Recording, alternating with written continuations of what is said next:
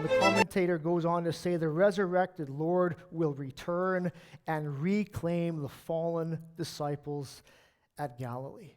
Galilee's a special place because for these men, Galilee was the place of second chances.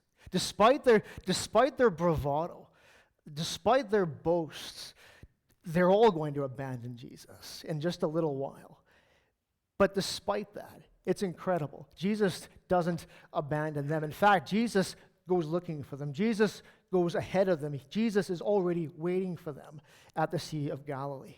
I think that's incredible. I was really encouraged by that this past week. I don't know everyone in the room. I know some of you. I don't know all of you all that well. Perhaps in your own stories, you've made your mistakes. You've made your blunders. You've made your failures.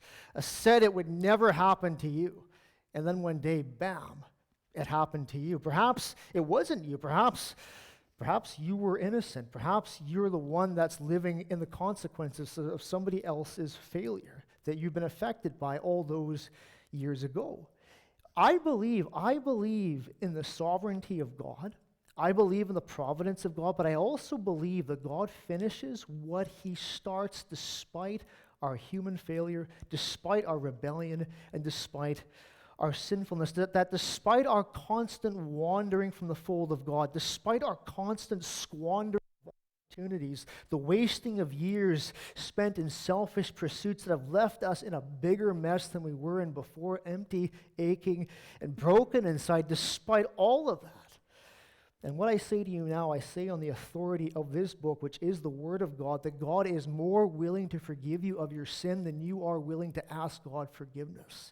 God is able and he is willing to restore in the life of a man or a woman the years that they have squandered and wasted in selfish pursuits and failures.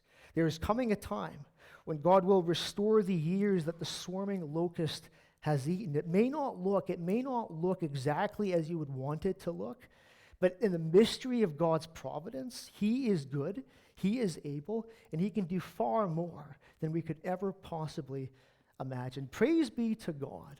Praise be to God who remains faithful to his covenant even when his people are unfaithful to him.